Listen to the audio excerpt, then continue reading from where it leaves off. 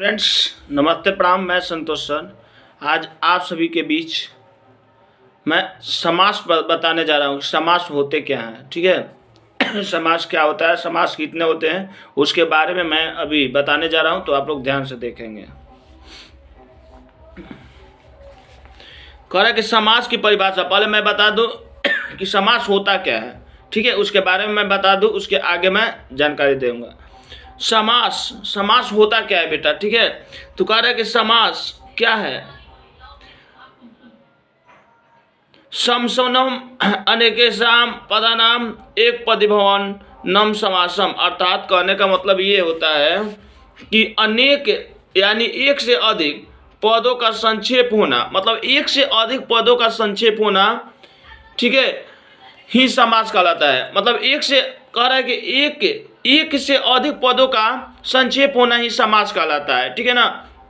अब कह रहा है कि तात्पर्य यह है कि जब अनेक या एक से अनेक शब्द अपने जोड़ने वाले विभक्ति चिन्हों का छोड़कर एवं परस्पर मिलकर एक पद बन जाते हैं। मतलब कि जब एक पद बन जाते हैं बेटा, ठीक है, तब उस एक पद बनने की क्रिया समास कहलाते हैं। तब जो एक पद बनता है ना बेटा, उसी को हम लोग समास कहते हैं, ठीक है। क्लियर है।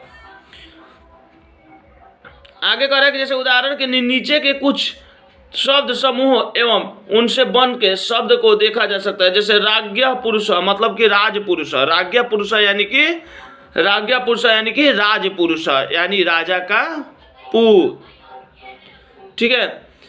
गंगया समीपम यानी उपगंगम।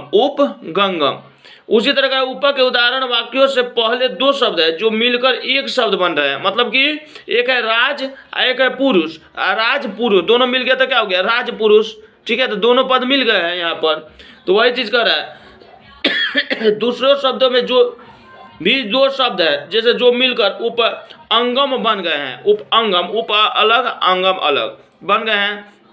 यही कह रहे हैं कि इस एक शब्द बनने की क्रिया को ही समास कहते हैं। इसी को हम लोग क्या बोलते हैं बेटा, समास बोलते हैं, ठीक है।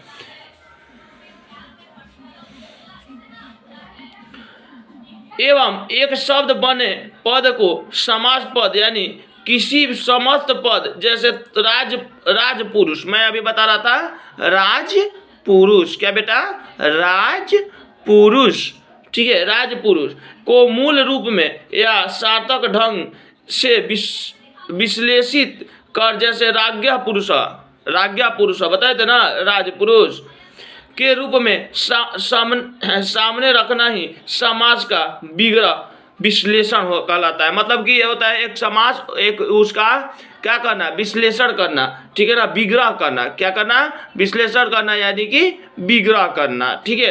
अब कह रहे हैं कि समास के कितने भेद होते हैं, ठीक है। समास के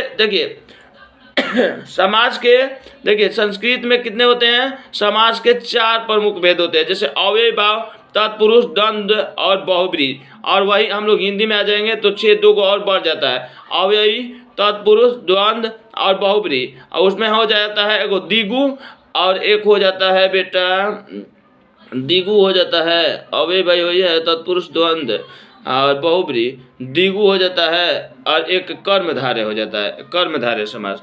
तो उसमें हिंदी में जब आएंगे तो हिंदी में 6 हो जाता है और इसमें 4 होता है। तो हम लोग संस्कृत पढ़ रहे हैं तो इसमें हम लोग 4 के बारे में जानना है। तो वही करें। और पहला होता है मतलब संस्कृत के 4 प्रमुख जो है भेद होते हैं। पहला अव्ययी भाव समास, पहला बेटा अव्ययी भाव समास, दूसरा तत्पुरुष समास, तीसरा द्वंद्व समास और चौथा बहुब्रीहि समास। ये हमारे संस्कृत के 4 समास होते हैं, ठीक है। अब समझना यही है कि समास भेद कौन कौन होते हैं, कैसे हम समझेंगे कि कौन सा समास है, ठीक है, इसके बारे में।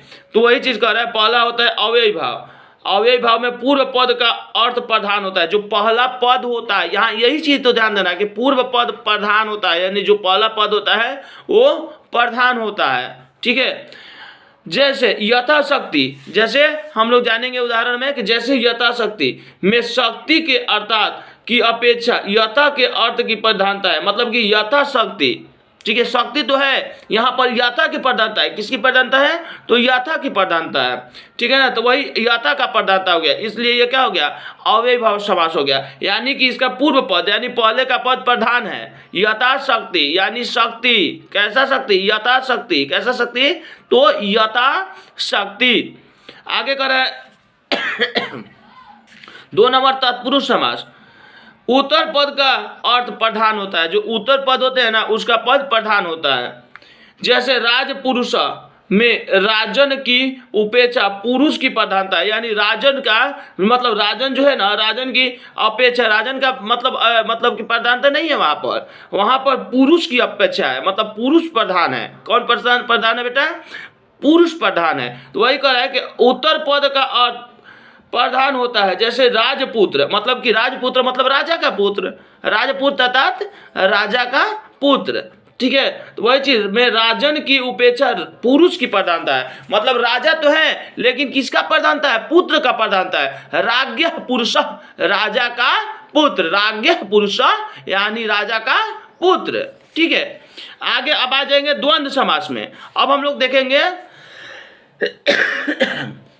द्वंद्व समास में पूर्व पद तथा उत्तर पद दोनों का अर्थ प्रधान होता है। अब देखिए, ये पहला पूर्व पद और तथा उत्तर पद दोनों प्रधान होता है। पूर्व पद और उत्तर पद दोनों प्रधान होता है बेटा यहाँ द्वंद्व समास में। जैसे कह रहे कि राम लक्ष्मण, राम लक्ष्मण में राम और लक्ष्मण दोनों पदों का प्रधान है। राम लक्ष्मण, राम भी प्रधान है, लक्ष्मण भी प्रधान है। राम भी प्रधान है और लक्ष्मण भी प्रधान है, ठीक है ना। अब यहाँ से आप कह रहा है कि दोनों पदों का प्रधान के अर्थ प्रधान, मतलब जहाँ दोनों का अर्थ प्रधान हो जाता है वो हमारा द्वंद्व समास हो जाता है। जैसे माता पिता, माता पिता, ये कौन सा समास है? तो द्वंद्व समास है। तो माता और पिता दोनों क्या है? तो प्रधान है। क्या है? दोनों प्रधान है, इसलिए यह द्वंद्व समास कहलाता है। क्लियर है? जहाँ नहीं समझ में आएगा आप लोग कमेंट करके पूछ सकते हैं, ठीक है। आगे है चौथा नंबर बहुव्रीहि समास। बहुव्रीहि समास क्या है? अन्य पद का अर्थ प्रधान होता है। इसमें अन्य जो पद है ना उसका अर्थ प्रधान होता है, ठीक है। जैसे पीताम्बर, पीला है अंबर जिसका, अर्थात पीताम्बर, अर्थात पीताम्बर यानी पीला है अंबर जिसका पीताम्बर, ठीक है। में पीत में अंबर पदों के अर्थों से भिन्न विष्णु का अर्थ। पीला है अंबर जिसका, किसका पीला अंबर है बेटा? विष्णु भगवान का, ठीक है। पीतांबर, पीत प्लस आंबर, पीत प्लस आंबर अर्थात पीतांबर, अर्थात पीतांबर यानी पीला है वस्त्र जिसका। यहाँ से हम लोग ध्यान देंगे, पीला है वस्त्र जिसका अर्थात पीतांबर, अर्थात विष्णु भगवान। कौन बेटा? विष्णु भगवान। पीला है अंबर जिसका अर्थात पीतांबर, पीतांबर अर्थात पीला है वस्त्र जिसका, पीतांबर यानी कि विष्णु भगवान। ये आपका पीला है वस्त्र जिसका, पीतांबर अर्थात विष्णु भगवान। क्लियर है? तो वही चीज कर रहे हैं कि अन्य पद का अर्थ प्रधान होता है, ठीक है ना।